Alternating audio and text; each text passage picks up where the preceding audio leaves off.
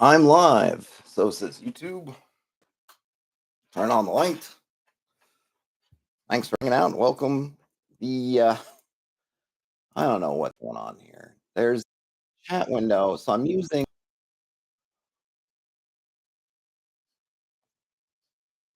All right. Sorry about that. I got something. There's something going on with YouTube. I'm not exactly sure what it is. Okay. So nobody's chatting yet, which is good. So I can pop out hey, Brian. Okay. You are there. All right. Somebody's there. Yeah, it's weird thing going on with the chat in the. How to explain this? YouTube has a couple different ways to set up streams. I have OBS, which is a desktop streaming software. I think most people know about OBS in some way or another. So I have OBS set up, but it's set up for the main channel. Like I used it. If you happen to catch my stream yesterday, where that was actually a different case. All right, let me start this over. Hey, Krister, I have three are my weapons. My weapons are three. There are three different ways that I generally stream. One is through Streamlabs Studio, which is what at this point I use basically just for interviews, things where I'm pulling in other people. Hey, Snowman and Hell. Pulling in other people. Like yesterday on the main channel when I had Jean-Luc of the Dungeons Key come on and we messed around working on a dungeon for his game Dirtbags. And it was a fun stream. We were kind of picking up I was helping him sort of put together the pieces for the kind of end. So the big boss encounter, the kind of final level, if you will, the dungeon that uses Streamlabs Studio, which works in the browser, but it's going through Streamlabs, and I can do multicasting, but I don't usually multicast much anymore. I did actually multicast that one to Facebook, but I don't generally do it anymore because, frankly, I don't have any traction, which is weird alchemy, I think, of social media, where you end up finding you have traction and where you don't. I don't have any traction over anywhere else. Seems like people, to the extent that people find me at all, it seems to be on YouTube, and I just end up, especially now, I just kind of post links to Facebook when I've done stuff, which seems to work okay. So that's kind of method one. Method two. Hey, Payment is live. Method two is through OBS, which I have set up for the main channel. I don't know if there's a plugin or something I can get. It's just for a minute I was using OBS for these streams also, but it's just a bit of a pain in the butt every time to have to. There's not an easy way to link multiple accounts in there. You have to go in the settings. You have to kind of detach one channel, then add the channel back in, and then stuff just cuts out of whack. And it's annoying. It was annoying when I was doing it. It just was aggravating. So the third one, which is what I'm using right now, is streaming directly through YouTube, which on its face, it's great. There's essentially, it's a web interface. You plug in your webcam and you get a window where, I can see when I'm streaming, and then on the side is a chat. But there's been a problem the last, I don't know. It seems like, man, for the last couple of weeks, I feel like every other stream, every other day, the chat window doesn't work. You just get this, I think it's YouTube like a 404. I don't know what it is, where it's just like something's wrong. And no matter what I do, once I get this, I can't undo it. I can't get rid of it. Now I've solved that today, and I've solved in the past I realized that what you can do is I can open up the stream in another channel, another tab or another window, and then the chat has a feature where you can pop it out into its own window apart from the window you're watching the stream is. This is on your computer, obviously. And so you could pop out, I can close that channel, but then the chat pop out sits around. Brian says, clear that cache. I guess I could try that next time. It doesn't seem any rhyme or reason. Tomorrow, if I stream on here, it'll probably work, or Wednesday, whenever the next one ends up being. And then Thursday or Friday, it'll goof again. I don't know. I wish I had some kind of, I wish I could look at it and say, oh, yes, it's because of this, it's because of that. Maybe it is. I'll try to clear my cache at some point. But it's annoying because you don't know what's going to happen until it happens, and then you're scrambling at the chat. Luckily, the first few minutes of the stream, usually nobody's here at me. Like, I could probably do it just silently without causing a fuss. But this time I tried to reload because it looks like on the interface, it looks like YouTube's using what do you call it? I forget where they kind of inserting pages inside. they're kind of loading several pages inside holders on the screen. There's a name for it. I don't know why I'm spacing out on the name. Frames. They're using frames. So usually if you're in a website that's loading something in a frame, if you right click and you can reload just that frame. And I tried to reload the frame, but I didn't hit the right thing, and I reloaded the whole page. And that's why I had to press live again. Anyhow, hope everyone's having a great, I don't know, minor holiday Monday. President's Day is not, it's not really, I don't know if it was ever a major holiday. Maybe some of you have off. My daughter has off as part of her winter break. But anyway, in any case, or if not, happy Monday. I've been kind of trying to do something off and on for a while, and I figured I would use this space to work on that. Of course, I'm here for you. We could chat about whatever, but in the absence of me chatting about anything, I'll probably be looking at this. I've been wanting to do this, take my Do Anything D6 system, which is basically my own little D6 dice pool system. And I have different bits and pieces, and you can go on probably the best place to go is my itch storefront. You can download there's basically plain text copies of the Do Anything D6 stuff I've done that's free. You can go and grab it from there. I can put in a link in case anyone's interested. Let me see here. Hold on a minute. Ooh, not itch dot. Yeah. Let's see. Can I spell things today? No, that didn't work.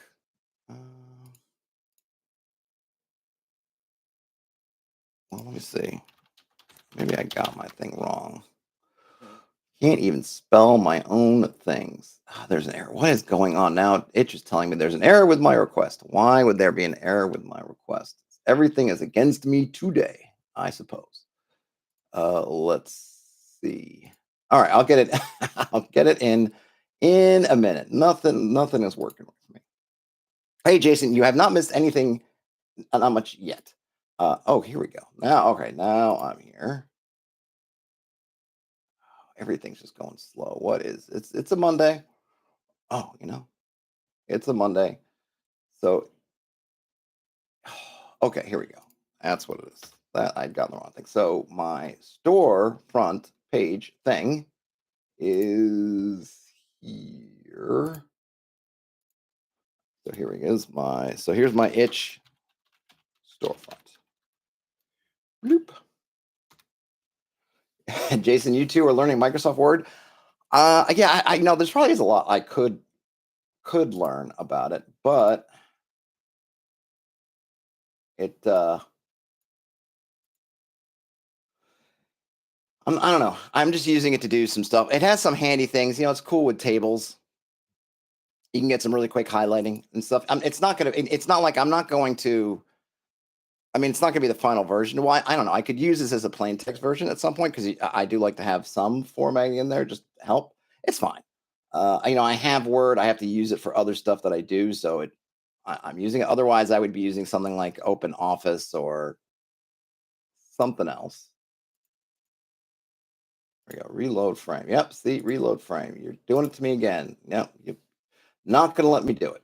YouTube, you're going to curse me. The more Jason learns, the more they learn, the more they need to learn. Yeah.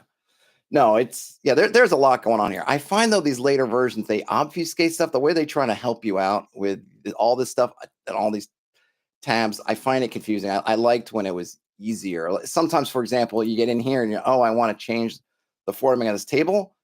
You'll go looking through all of these and you have to go here to this table design and table layout little tabs that highlight, but it's easy to miss those. Even the color, I guess it's supposed to set them apart, but it means it's a little bit less contrast against the background, and then you can lose sight of all kinds of stuff.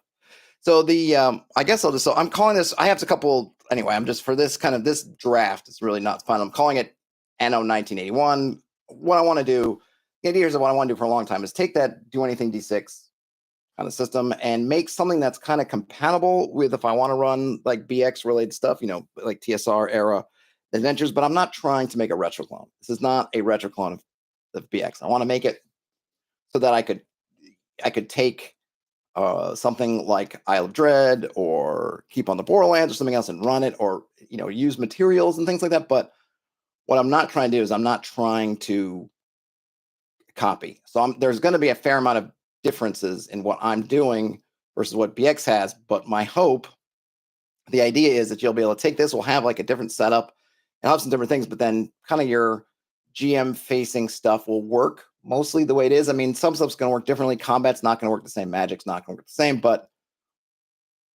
you'll be able to kind of broad compatibility. But I'm not trying to make another retroclone. This is not like, oh, this is my OSE. Like, I'm not trying to do that. We got enough retroclones. So but that's sort of my mission statement. If I was going to look at my mission statement, what am I trying to do?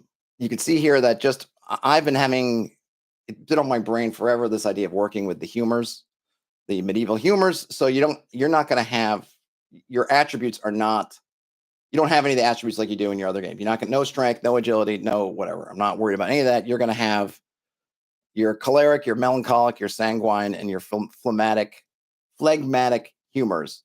And basically, depending on the number, you'll either be on the side of your vicious side or the virtuous side of those humors. And so obviously one vicious from vice, where you have vice, or you're virtuous. Now the kickers with these, and I don't really have it written out here, I suppose I could add it in, is that when you're a character and you want to engage, and basically it's a dice pool, so all these pluses are you get more dice. Right? You get more dice. I don't know if it's, well, I'll call it interesting. I think it's interesting, although it might not be to you. If you have a vice, you can only use these to do kind of aggressive kind of actions. So what's an aggressive action? An attack. You're going to attack somebody. You're trying to kind of do something. If you're trying to do something preventative, you can't use a vice. You can't use wrathful to protect somebody. Like, I'm going to dive on this grenade to protect my fellow soldiers. You cannot use your vice for that. It won't work. You can't. It's by rule. It's not. That is something you use your virtues for, but you can't use your virtues to attack things. So if you are wrathful +2 and you want to attack something, you can add 2 dice to your attack pool, or to your dice pool for attacking. If you're trying to attack something, you cannot use just. But if you wanted to, say, put your shield in front of somebody or do something else, something like that, you can use just. You can't use wrath. And you're rolling randomly, so you're going to get some. And there's no, whether you want to see this as a mistake or for me, it's I don't want there to be a middle ground. There's no like, oh, I'm just in between. It's like, no, you're either slightly wrathful, a little bit wrathful, or a little bit just. There's no real middle ground. And I go back and forth of how much I want these to move. I think I kind of do, but I haven't figured out how to make that, how I want to make that happen. I don't want it to turn into alignment fest. No, you were wrathful, so you must do this, or no, you were just, so you must do that. I'm not trying to do that. So whatever will be a reactive kind of thing. And I might turn it into some kind of mechanic that if you're desperate, you could do that, but it'll shift your balance. So maybe if you're just +2, you can do something to use wrath, but then you're going to shift down. And you don't want to be all, I have a feeling that something would happen. I don't know, because potentially you could roll 4 ones in a row. But I think there ultimately will be a table where you can go further. But if you get too far down here, then you just go bad. You're because I do want to play with some what's the word I'm looking for? High fantasy concepts, like good, evil, law, chaos, whatever you want to do. I want to play with those. So there is something where you're trying to, I hope, or you're either trying to be kind of good, or you're succumbing. You're trying to be lawful or good or whatever you want to call it, or you're succumbing to corruption and whatnot, and you're going bad. So there is some tipping point where if you get too far in this negative path, you can't start there, but you get too far in this negative path, then yeah, you could end up going bad. But there would be, kind of more in that. But that's kind of what this is.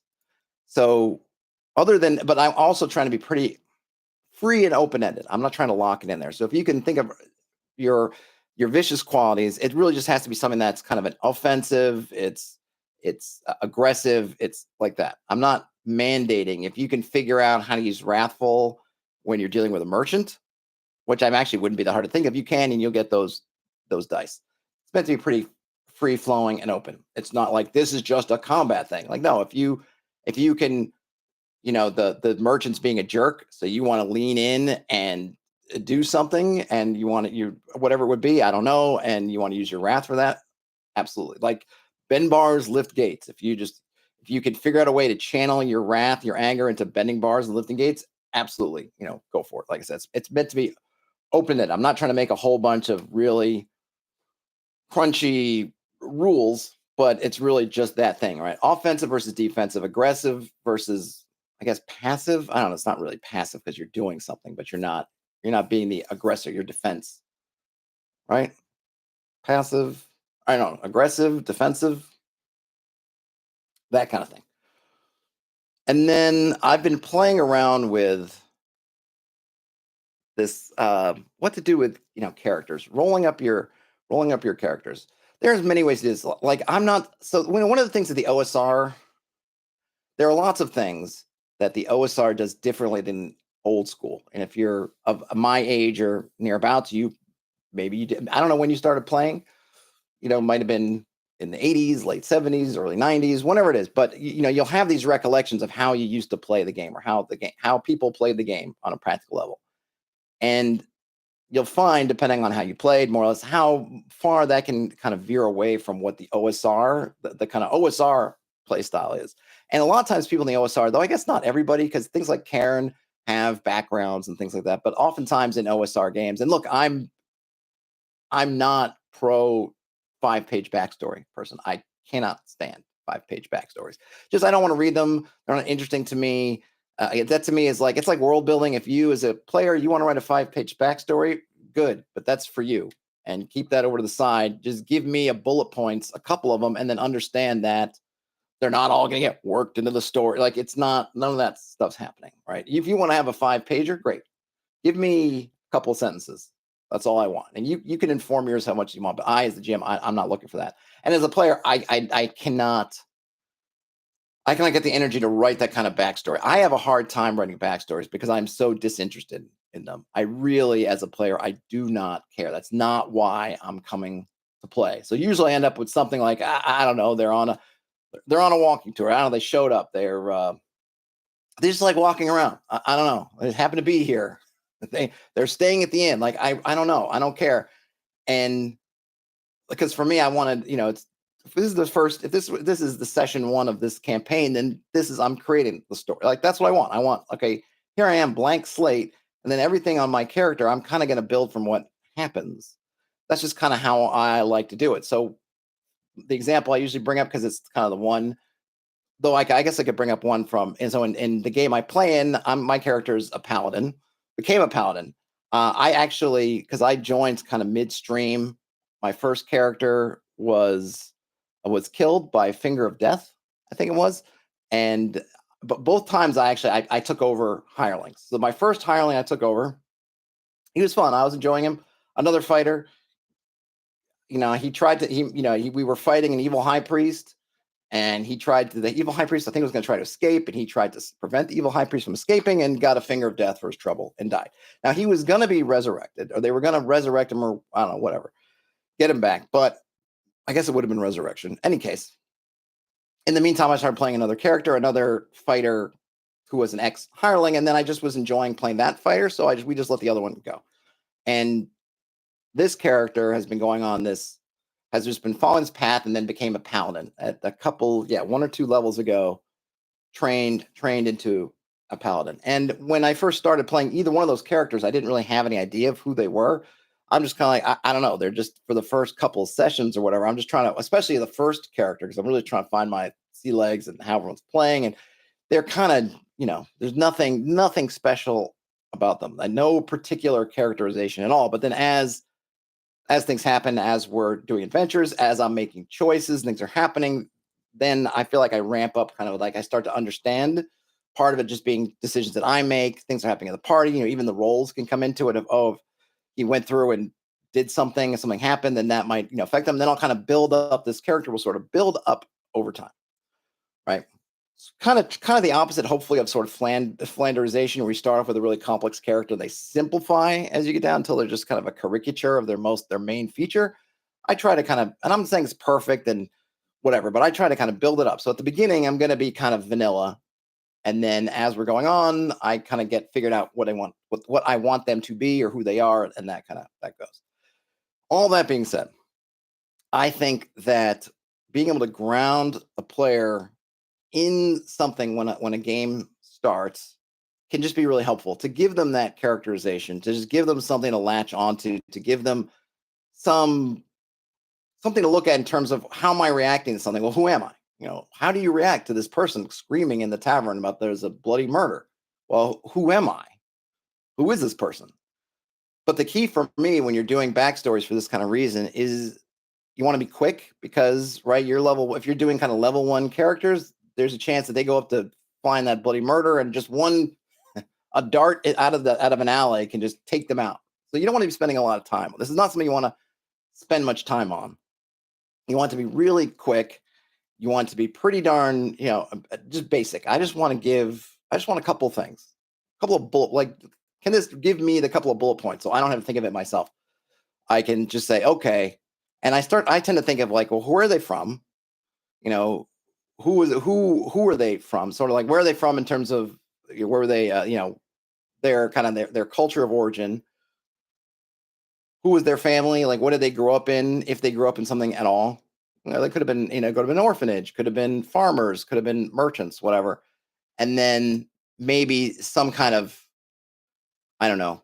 In this case, I'm calling it kind of call to adventure. Like, well, what do they want to do? What are they looking for? And I have to write this up. I'm not near at the point of, but this is the call to adventure is not like I'm here to rescue my sister. That might be a kind of a purpose, but it's not your call to adventure. Your call to adventure is that thing that what caused you to become an adventurer, right? Bruce Wayne becomes Batman because of the murder of his parents. He doesn't become Batman to solve the murder and then quit being Batman. He was shaped. He was turned into his superhero gene was turned on, or that switch was turned by this event. Yeah, and I don't know in the comics different ways when he's either solved it or not, but the mystery, he might want to solve it, but solving the mystery doesn't end his Batmanship, his Batmanness.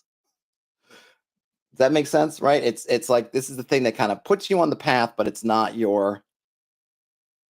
like your, I don't know, it's different from the reason. It's not your destination as an adventurer, but it's kind of like what put you on the path. That call to adventure. What caused you to drop whatever it is you're doing, wherever you were and doing it. And I think those can be helpful, but I want to make it fast. I want to make it so I kind of hope, my goal is that when you roll up your humors, and then you either roll or pick these, that you'll have like a little bit of a character. You haven't even picked your class yet, but you'll have just a little character. Well, they're a little bit wrathful, but they're also courageous, bit of a glutton, but they're very prudent. Okay, those things are also characterizations. Oh, and they came from a family of farmers, and I'm canning out some things like, oh yeah, if you have farmers and plant-based stuff, you'll get a check, whatever. And then they were ambitious, or they're following a cause, or they suffered disaster, or they escaped something, or there's something tragic, or they just like the wanderlust, or it was a war. These kind of things. Am I making sense here? Is this so that you might end up with, I guess if I had an example character, I don't know, somebody, I don't have, the guy, right? Maybe just +1. I'm just, envious +2, lustful +1, tempered +1, right? So you gotta get something. He's a little bit lustful, very envious. He's just, and he's tempered.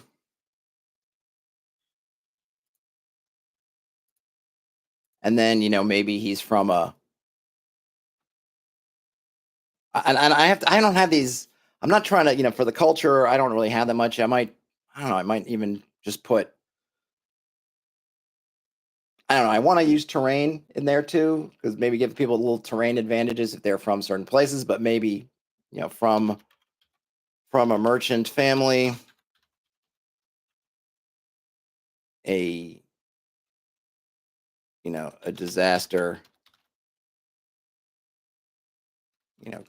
I don't know, call to adventure was a disaster. Kind of something like that, right? So you're just a little bit envious, or very envious, a little bit lustful, a little bit tempered. From a family of merchants. Give a little, and I was going to give like say some dice, and then oh yeah, it was a disaster. And then as a player, if I want to go in, and so this is kind of the, I guess, to put it like this would be for me as the GM. Maybe I would say, oh, okay, what was this? What was the disaster? Maybe give it a little thing, and you could pick up on that, whatever, right? But then if as a player I want to flesh this stuff out and talk about, oh, the merchant family and they did this and they did that and they traveled from here and traveled from there and traveled everywhere. Okay, great, all good.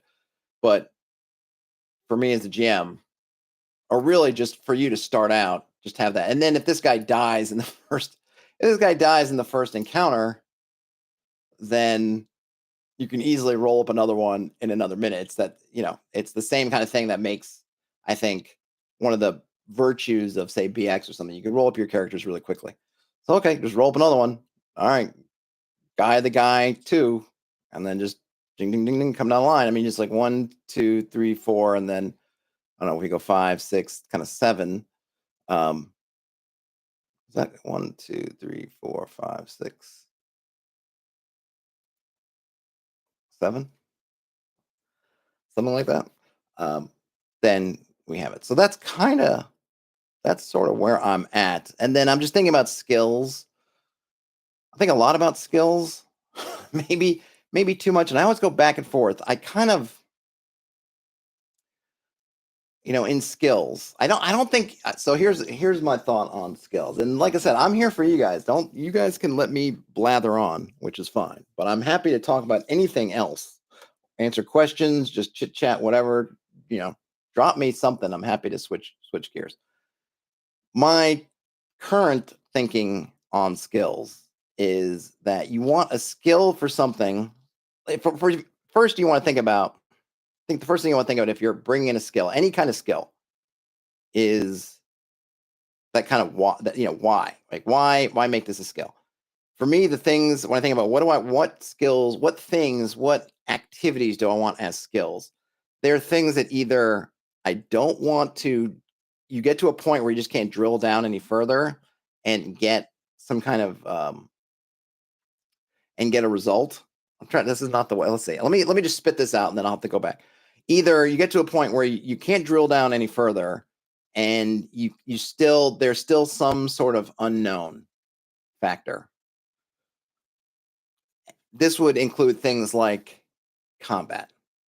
I'm swinging my sword. All right. I mean, one, you could get, you could be really high level.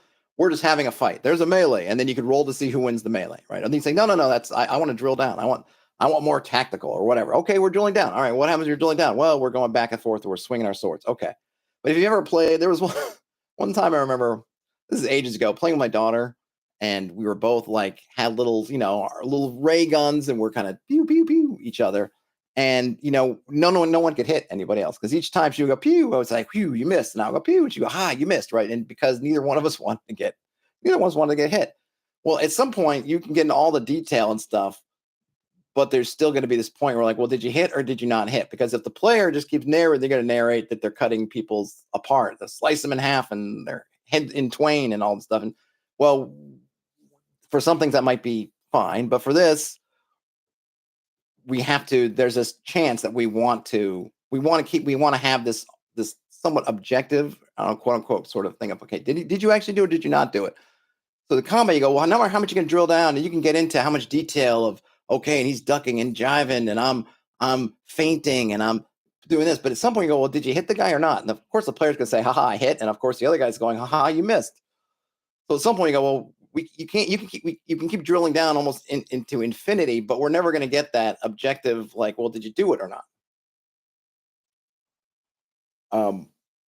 So Brian says, I've always thought that aren't the abilities all that just a list of 6 skills. Well, so I would say no, they're not. And let me explain. So let me just put to bed this one thing, and then I'll get on to the next. So the first one's why you want skills is you at some point you get to a point in the narration as you're just having this discussion going back and forth, you get down to a point where either you just don't want to drill down any deeper, or you need some kind of objective. Well, I don't know if you did it or not, kind of thing. And it's meaningful. Some things you might say it's not meaningful. If someone was like I don't know, someone who as part of their backstory, they were a tailor. And so they're they're mending clothes in downtime. If we're not putting anything mechanical on, it's literally just mending clothes. Number one, we don't, me anyways, GM, at least me as a GM, I'm not interested in like, well, tell me how all the thread and tell me all that. It doesn't matter. Like, I don't want to drill down that far. I don't think it's really interesting to drill down far. It's not meaningful because we're not playing with that, because I'm not going to be playing with thread tensile strength or is the thread match the color? I don't care. Right. So fine. All good.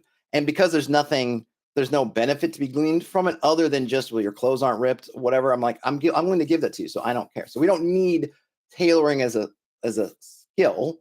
It can just be this thing that you can do. And I'm just going to let you do it because that's great. If it gets to a point where you're going to be making clothes for kings and therefore the quality and all this stuff has real import, then I might say, okay, now we need to kind of make this into a skill because there's consequences and things, right? Okay, so you can see how in one game, tailoring is just a thing you can do.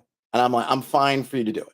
In another game, or even in the same game, as things transform over time, then you go, no, we really need to figure out what your skill is at tailoring, because now you're trying to become a master tailor, and that has consequences, blah, blah, blah. And Brian says, but what about my min-maxed mendlock build? Yeah, you're gonna have to put the mendlock build on hold. So now getting to Brian's point. All right. Aren't the strength decks and all those a list of skills? And here's why I say no, because the other thing with skills, my interpretation is that they have kind of ranks, and that they improve or they adjust over time, or at least they have the potential to. So when you're using roll under for skills in the BX type system, but your dex, your strength, your ever is basically locked in from first level, I know they can change. Brian says abilities change over time too. Well, most systems, they don't. Most systems, BX, your strength is your strength. Yes, you can lose, okay, they're edge cases, but they don't really evolve. They don't improve as you improve. Maybe I should put it this way. Skills improve as your character improves, or they have the potential to. In some systems, it might get more gray area in terms of, well, in some, and I don't know, there might be some NSR games, some OSR games that do have your strength go up and other things go up. But, generally speaking, in your BX character, if you start off with strength 16, girdles of giant strength and potions and the odd magic well and all that going on, they don't, but it also that those things that go, even when they go up, they don't really have anything to do with your character getting better. They're kind of a special event or something. Your character doesn't go to level 2 and get and kind of get stronger. Now games are changing that, but when I'm looking at, that's kind of like my core of looking at it is like, okay, do they, and I would probably say for the games that they do that, I would say that maybe I would just say that they're not part of your nature. Skills are not your nature. Your attributes are your nature. So maybe those two things. It's not your nature. It's learned and not just part of your genetics. And then they have the potential, the chance to improve as you go up in levels. They don't have to, because that might be character generation. You decide when you level up not to improve this, but improve it. They have the potential to. I guess 5e has ability scores that go up every couple levels. That's right. But then my secondary thing would be, is that kind of nature versus learned. Skills are techniques and things that you learn. Nature is stuff that you're sort of born with. So that would be my two things. But I'm not really concerned about the 5e stuff, right? That's not my touchstone for any of this. So what 5e does is not really relevant to me, but just in terms of like, that's how I would kind of separate them out. So like I look at cleric's turning as a skill because it improves as you go up. All right, cleric of first level is they're okay at turning, and second level they get a bit better, and third level they get better. They keep getting better, right? Thief skills, they get better as you log up. And I also think to some degree, and I think a lot of the changes that they've done actually I don't like, because I like the fact that your cleric turning skill is really dependent only on your cleric level. Doesn't have anything to do with your wisdom or your strength or your con or any of those things. It's just your level. Same thing with your thief skills. They have nothing to do with your dex or whatever. They go up as you go up. So you were rewarded purely with your levels. And there is, like, they do all work together, right? Because if you're a thief and your dex is high, you're going to go up faster. You're going to get more experience for the same things than a thief whose dex is low. So your dex is kind of figured in to a degree that you get better more easily because you get that XP bonus versus one who doesn't. So I really like just having them being separated. And I don't like in, I guess, like the third, I don't know if when they start doing it, I want to say it's third edition, where the skills were based on your attributes, so that like where you start is kind of where that attribute starts, because that's when you get into that, like, which 5e definitely has, is that you're locked into, if you're a thief, your dex must be X. Otherwise, you might as well just throw that character away. If you're in BX, yes, if you can have a high dex, then you will be rewarded for having a high dex. You'll be able to do that. But if your dex is low, it's a flat, that difference is flat. If you're above this much, yeah, you get 10% more XP. If you're below this much, maybe you get a 10%, a 10% penalty. So if from a thief who's at the very top to a thief who's at the very bottom of those, there's a 20% difference in XP, which isn't nothing, but it's not all consuming. Over time, that 20%, it's not going to feel like a whole lot. You know what I'm saying? It's not nothing. It's something, but you can also make it up pretty easily, and you're not. Other than that, you're not penalized, which means that you can have all these different types of thieves depending on how you want to see them. You can have the thief who's all quick and wiry and they have reflexes, but you can have some other guy who is not any of that, but they're really good at, they know their tools or something. And one of them gets away maybe a little bit more on being on their kind of natural whatever, and the other one's like they're a technician, they're a mechanic, and they're both completely viable. So I like that. And the more that those things have sort of merged together, the less I like.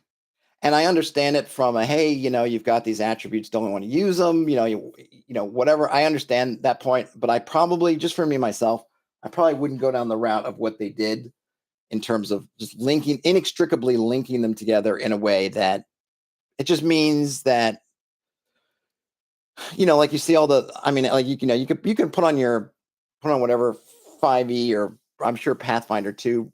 Pathfinder also, either one of the Pathfinders probably, and saying like, well, if you're a fighter, you're going to have a minimum strength is this, use the point buy or use the whatever, the array to put the 16 on your strength. Other than that, because if you don't, you stink as a fighter. Like, well, it's a bit of a bummer to me. Yeah, so I think I have something else about skills. So what are the skills when you need something, right? Because some things, like I said, you can narrow it down and get to a point where you're just willing to give the character or the player to say, yeah, you did it. And you don't need a skill for that. Like I said, like tailoring in most games, probably you can just say like, yep, you can tailor it. Absolutely. No problem. Don't need to roll. You spend the night in front of the campfire, going to work on their jeans, patching them up. You're good. No roll required. Now in some other game, like I said, maybe you would. And now I'm looking at, so I have skills here. I'm splitting them into two, crafts and wises. Wises is knowledge. Crafts are practical skills. So medicine, or I don't know, yeah, it's hard to say because there are some like gray areas, but basically you're separating out, like you're kind of book, almost like this is your book knowledge, maybe what you learned in a school, an academy, and this is the craft is putting it to use. Some things there might be two things. Other ones are I just want to kind of differentiate them a little bit, so that for, if, for example, I don't know, you might have, swordcraft, right? The art of wielding a sword. And I'm not saying this is what it's going to be, but just an example. And then you might something, I don't know, war-wise, which is an understanding of war, kind of something like that. I don't know that I would use this, but that's kind of a, if that makes sense, right? Someone who's war-wise, or whatever, maybe I call it something else, understands things about battle, or about war, but you're talking, the logistics and intel, gathering intel, like all these different aspects. That's something that they know. It doesn't mean that they're a great warrior. You can have someone who's got that sword craft, so put a sword in their hand and then go to town, try to get them to manage your war for you, make them a general, and they don't know anything from anything. That's just nothing to do with what they're doing. Hey, Sword and Stones. Good morning, good afternoon, good evening, or good night, depending on where you are. I don't know what my list is going to be yet, but I'm trying to figure out. But I'm trying to figure out how to. I wanted some way to talk about them and to kind of have some separation. So I went with wises and crafts. And one of the things I am going to do is I have some kind of fun magic stuff I'm going to do, but I don't think I'm going to do it in this. I think I'm just going to use, because again, to keep that broad compatibility, you're just going to be leveled spells, and using my dice pool system to cast to cast a spell, you need to know its level, or you need to know the spell, and then the difficulty to cast it is going to depend on the level. And there'll be some ways you can mitigate that, which would be like spellcraft, or I don't know, spellcraft. And this is kind of the fun thing you can have. So here's one of the uses of this, I thought, right? So spellcraft is, that the art of, casting magical incantations, something like that, right? But you can have that separate from,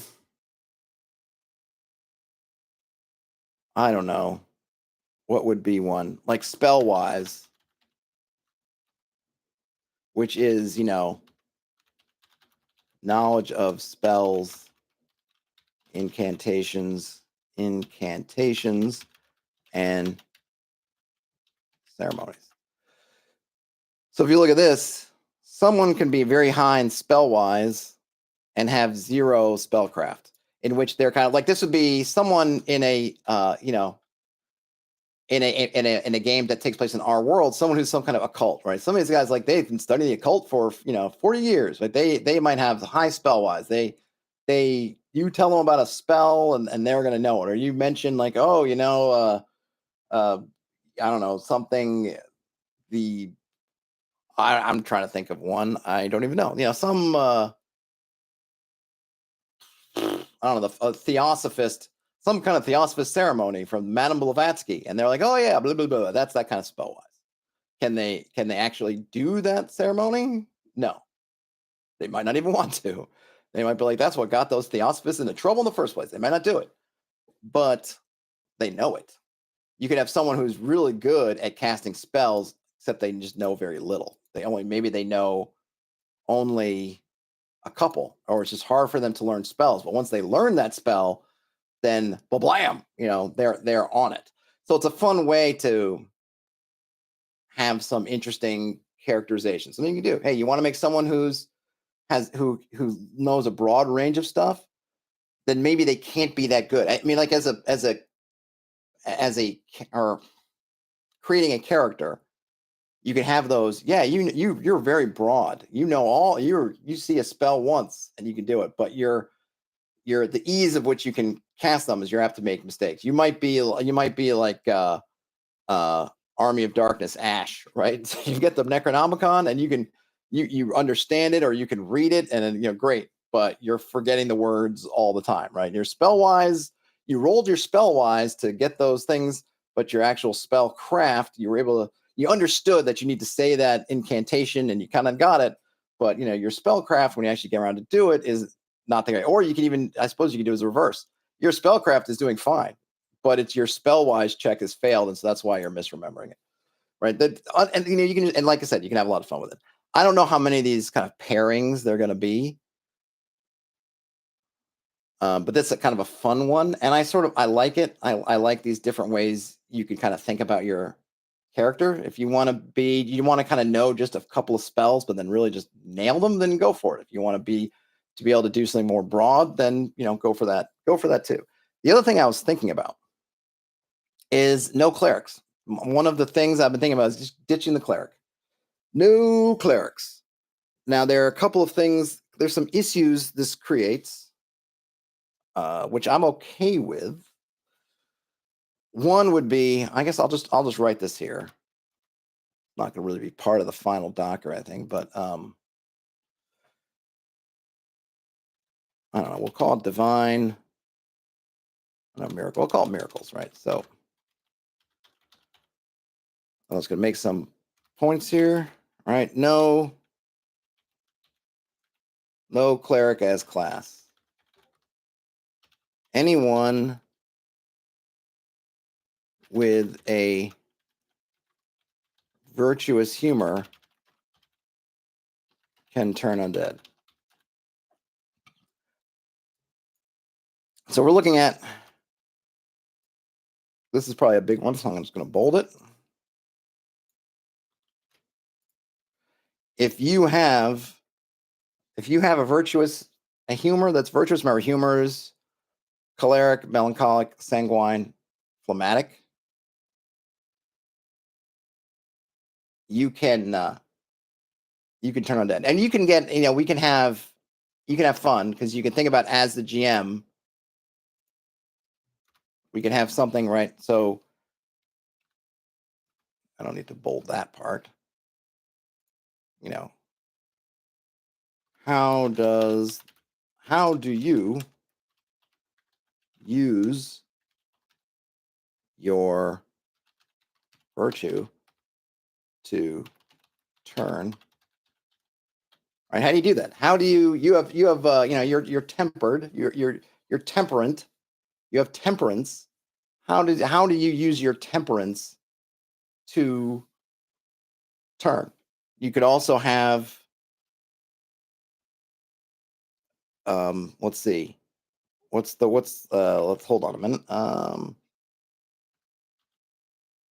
Talismans based upon that humor. So, for example, cleric would be fire. Fire, torch, something, right? Fire, torch, kind of thing. Let's see, melancholic. Not sure yet.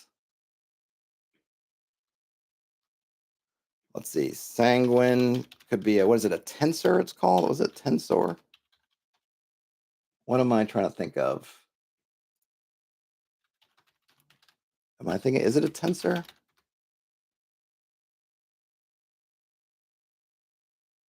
What?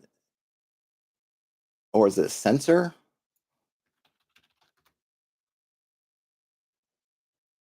Hold on. What is it? Oh, there's a.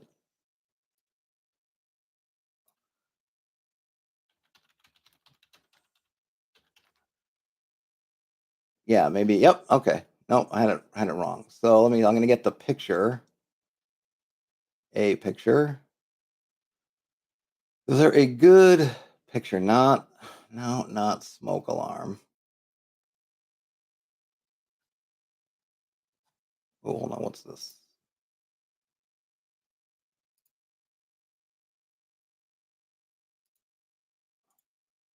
Yeah, like this. Whee!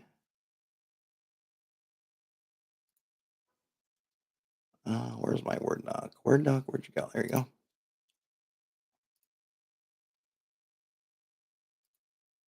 Think about something like that.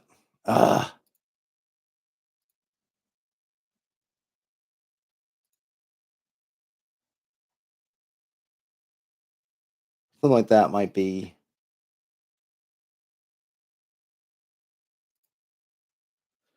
might be your what's it called, a tensor? It's like a sensor.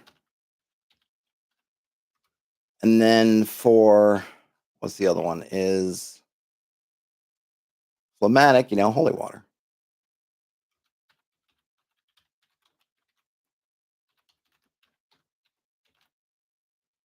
And holy, holy. I won't put it in quotes, but I'll put holy, sacred, blessed water, fire, torch, brand. This could be, a metal, holy, sacred symbol. So I think that's kind of cool. I don't know about you.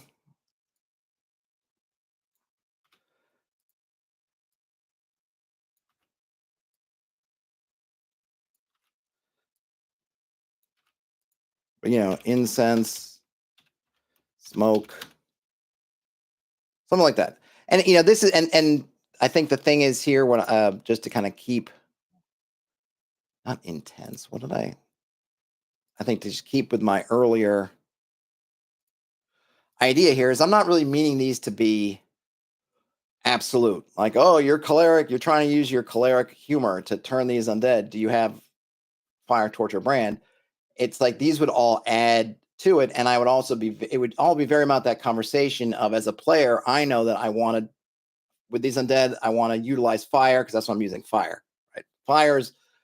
I am the fire, and you're kind of making these symbolic things. So you fire. However you want to figure that out, you figure that out. If it could be something else, maybe you'd say, "Oh, I want to set off a firework or something." Great, whatever. Like I don't. It doesn't. It's not meant to be like this is the list. Do you have a torch? Otherwise, no, it fails. But you want to use fire. If you're melancholic, you want to use something kind of earth. So you could, like, maybe if you were in a graveyard, you might pick up some. It could be, I don't know,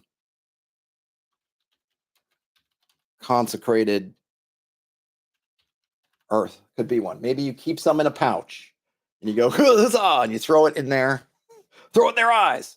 Or maybe sand or something, whatever. But it should have, you want to have some kind of thing, and then how you turn, what that kind of looks like. Then also, if you're choleric using fire, then maybe some kind of, I don't know, the skeleton or the zombie becomes wreathed in some kind of flame and they're sent off, or maybe a wall of flames comes up and surrounds you. And like there's some neat things. Or if you're using it's melancholic and it's earth, maybe they can't move, they get stuck.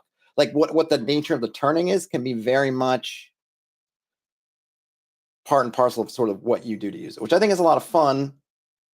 And I don't know. That's what I was going to go with. You guys can let me know if this seems interesting to you, or if you're like, give me the clerics. The other thing for me is, so miracle working just becomes another type of, I think I don't know if that would just be a spell art, or whether we'd have, spell wise would be sort of about learning, but then you could have some kind of divine, I don't know whether it'd be sort of religion, but a different type of casting, maybe. I don't know. I got to think about that a little bit.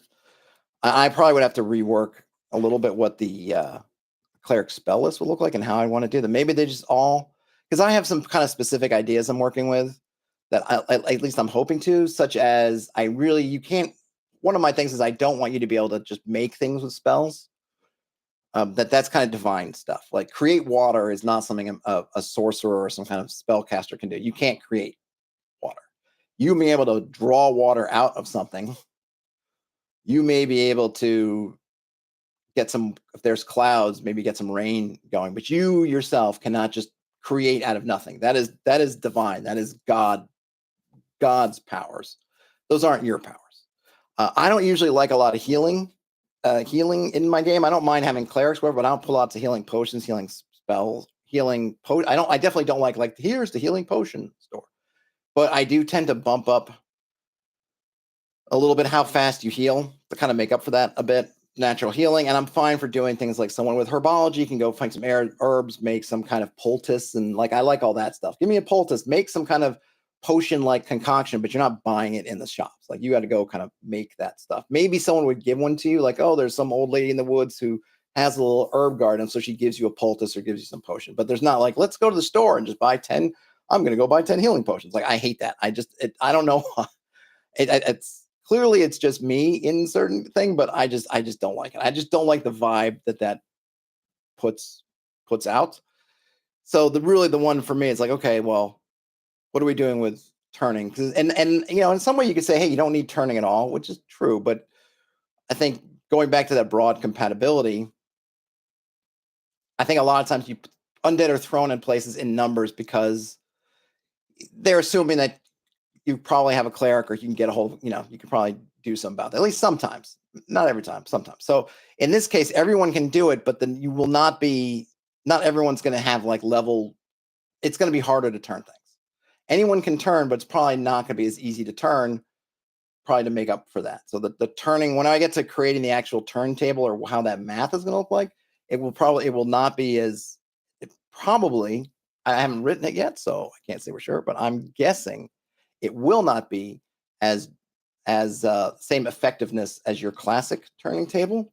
However, anybody can do it, so there's more opportunities. So more, you're potentially trying more often, so it's okay if the odds are not quite as good. Oh, and this is some watered down Gatorade for the working man. My daughter she really likes Gatorade, and she went and bought sandwiches today for lunch. She kind of went, she's getting to be more independent. So now she walks home from school, and I mean, she's 10, so it's not like this is like some incredible ahead of schedule kind of thing, but her and I both really like these sandwiches from the deli around the corner, and she likes Gatorade. So she went and got some sandwiches, which we split, and then some Gatorade, and she was kind enough to give me some. So I poured it into my water, hence the watered down Gatorade. All right. What do you guys, everyone's being awfully quiet, which I don't know if I should feel good or bad about that. So, and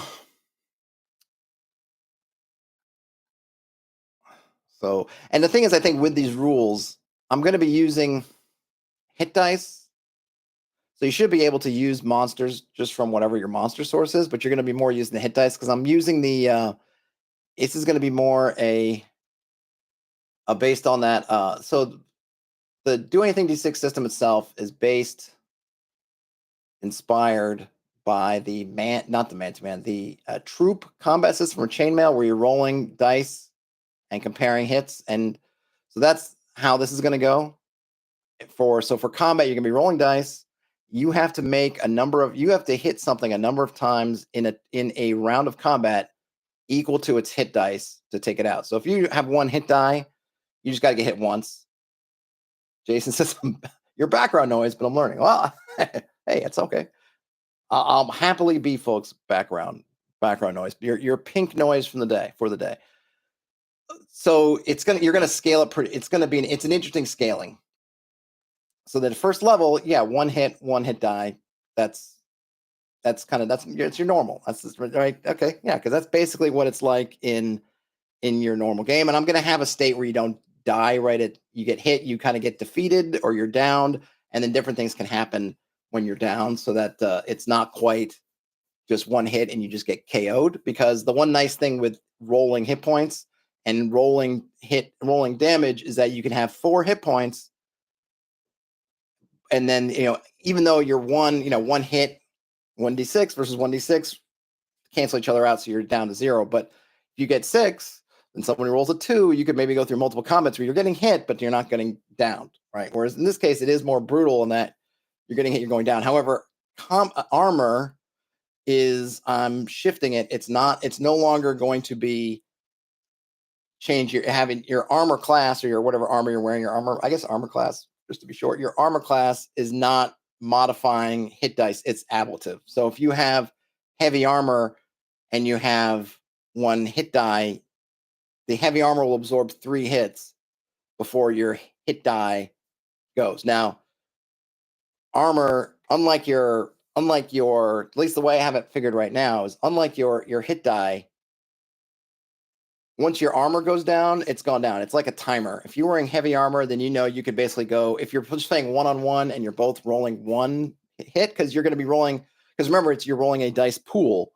So you may be in combat and you're going to get, you're most likely, especially once things get going, it's not going to be, am I only going to hit once? It's multiple times. So, for example, where we go back to, you're fighting a guy who's wrathful +2. That means if they're at first level with one hit die, they can roll 3 dice to try to hit you, and not just one. So your armor could get depleted quickly, and your armor doesn't bounce back. Once your armor depletes for that combat, it's depleted. So your armor, in a sense, is a little bit of a timer, but of course, it's not going to be. It's not. You can't count on it being, say, 4 rounds. It's like it's going to take multiple hits. Though I'm still going back and forth on whether to be one attack. I think I think I've changed that up recently, but I have written in another document that armor will absorb one whole attack. So you could so even if you got hit for 4, your armor could take that whole thing as opposed to doing it. And so, heavy would be 3, medium 2, light 1, obviously none. Now, the other thing, which may or not be interesting, is that as you go up in levels, your armor kind of becomes less and less important. Because if you went to your 4th level and you have 4 hit dice, then you're going to be able to absorb, especially from sort of your kind of rank and file nobody. You're going to be able to take 4 attack. It's one of those things that we get into it in the OD&D chainmail game. At some points, I'm 7th level. I'm fighting 4 peasants. Those 4 peasants literally cannot hurt me. Because we're doing troop combat, which we'd be doing because they're not fantastic creatures. They're just mooks. Even if they all roll 6s or whatever it is, then that's 4. I've got 7 hit dice. I could take those and just, done. And I like that. I like that you can almost, like, in that same my character could take off all their armor and go, Conan Frank Frazetta style, or I just have some kind of fur loincloth running around, and I'm still wiping the floor with those mooks. I like that a lot.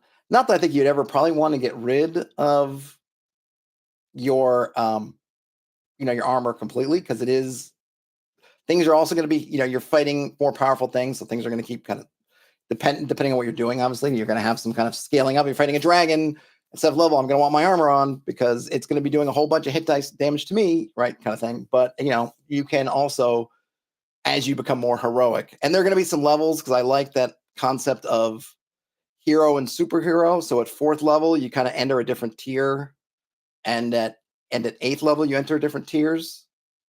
So there's that too. So there's going to be some tier, and of course, challenge, creatures, your fantastic creatures will also have that same sort of tiering. But I think it'll be pretty, I feel like it's not going to be difficult to use. It'll be pretty self-explanatory, I think. So what was I saying about that? Did I have something else? I guess it's good to talk it out. Oh yeah, I was talking about kind of monsters. So monsters are going to rely on their hit dice. I still have to think about, there are definitely some monster edge cases I'm going to have to think about, which is, let me see, I had BX open before. Yeah, so if we go to the monsters, I don't need the Derpx quick start open right now. We go to monsters, and we go down and we look at, spider.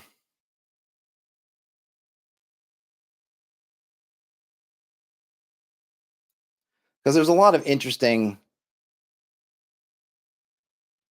critters. So here we go. So crab spider, do they have poison? I think they do, but it works. What does the crab spider's poison do? 5 foot long. Yeah. After the attack, any victim bitten by the crab spider savors poison or die in 1d4 turns. Yeah. So, like those special effects, I have to figure out how I want to handle special effects, because in the way mine's working, they have 2 hit dice, so they get 2 attacks. So they would be rolling 2 dice. But then how does that special work? Yeah, I mean, I don't have to do anything, so I can have it just roll or whatever, or have them roll. But I'm kind of, I know there's some other cases, I think, where you have creatures that, they're one hit die, but they have a save or die kind of thing. I don't know. I'm still, like I said, there's, like I said, there's some edge cases of, where's the spider in the mode house? I think the spider mode house is just a tiny little spider, right? It's not even a, hold on, let me see if I can find Hamlet. I know I have it somewhere, but I really got to figure out, you let me know, someone, if you know, is there a good, here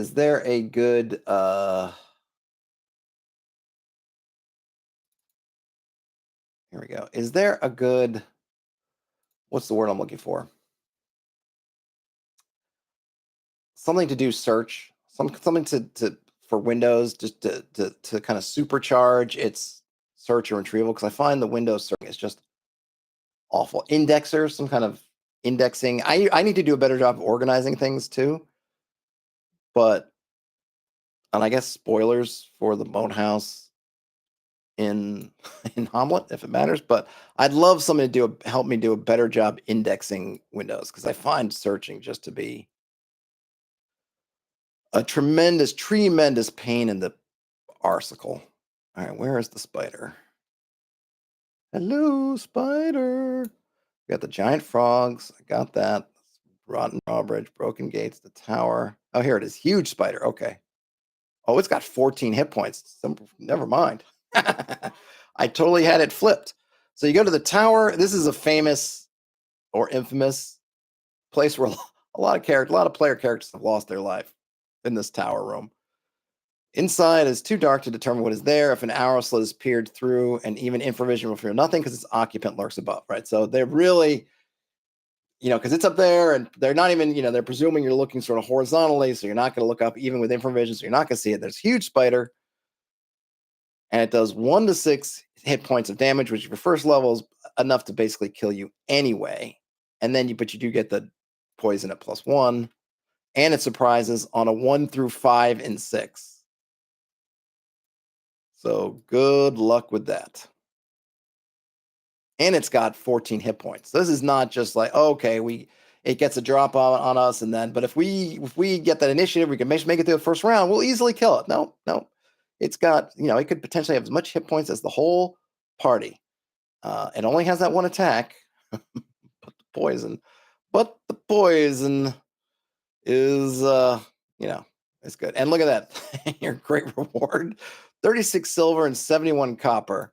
Yay. Though there is the ivory box worth 50 GP or more to the right buyer. Well, yeah.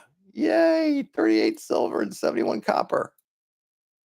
Even 50 gold pieces, given that we're in a, generally speaking, a gold piece economy, it ain't that much. So just, be careful of the spider. And always look up. A good rule of thumb: you're in these dungeon rooms, and especially when you hear the ceilings are high, do yourself a favor. Look up. Most of the time, there probably won't be something there, but you got lurkers, super stealthy giant wolf spiders. Oh, there's all kinds of stuff in the ceilings. No one puts treasure in the ceilings. That should be a good thing. Note for you folks, when you're designing the next dungeon, put some treasure that's been, I don't know, with a pulley or some winched up to the ceiling. Put some little cubby, a loft up there. That's really a great, man, I got to remember that's a great idea. Somebody write that down. Get yourself, put together some kind of loft. I was just opening up any type, and which decided to do an update while I had it open. Appreciate that. Any type. Swing you out of view. Okay. There we go. Come on, any type. Come on. All right. I'm gonna make a note. Note to self. Oh no, not that. Not that kind of thing. This kind of thing. Change type to a note. There we go. Hide treasure up on the ceiling. Like even that wolf spider, they're hanging up above, put that stuff up high. Don't put it down. Plus, it's always an interesting trick of how do you get it down? How do you get it down? Can you get it down? How do you get up to it if there's not an easy way up? How do you get up? Oh yeah. So yeah, I gotta figure that. I do have to figure out. I gotta figure out how to handle some of these. Some of the things it's like, what is this one? Oh, a trader. Yeah. So a lot of stuff I think is gonna make. It's gonna be these kind of special. So here's another case where I'm gonna have to, like I said, figure out how I'm gonna handle it. I actually don't really need to figure it out because you're so okay. So let's take a troglodyte. They have 2 hit dice, which would mean, but they get 2 attacks, or actually they get 3 attacks. So I'm not differentiating because I don't care. Claw, claw, bite, claw, bite, claw. In this case, they all do D4, but I'm not worried about damage. So you can just basically you can eliminate. You just cross off damage. Don't care. I might say that if you're might make a rule that if you're looking at a monster and they have more attacks than hit dice, then just bump up their hit dice. Just make that 3 hit dice instead of 2 because they have 3 attacks. Maybe that's the best way to do it. Let me make a note about that. Making notes. I don't want that. Oh, yeah, I am home. Styles. Where's my heading 1? Sure. Monsters. Use HD. Ignore HP. If monster has more attacks than HD, raise HD to match number of attacks.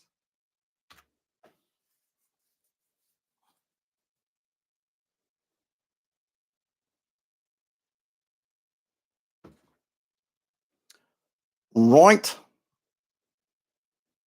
Oh, I'll probably have to put some special. Okay, let's make another header. Header 2. Special attacks and defenses.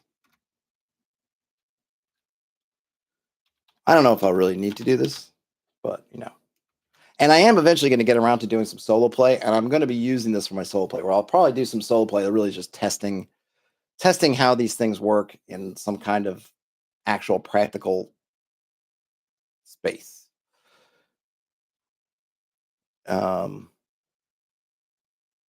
Yeah, so like something like poisons.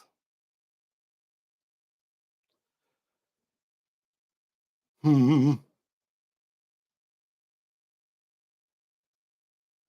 don't know. One thing I was thinking about, I think some other games have done this. I think it's kind of cool.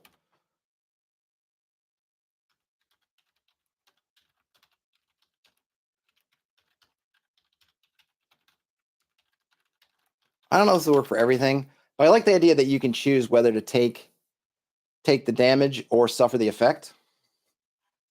And so maybe you get rid of things like poisons just being fatal, but it kind of works in a similar way because you're going to be, if you're hit by this spider and you have 1 hit die and it hits you for 1 hit die, then you can choose either to go be defeated, which you might not want to do with the spider, or some other effect happens, like you're paralyzed, or I don't know what it would be.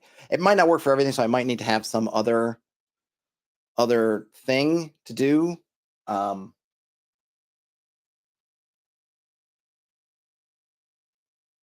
It might be that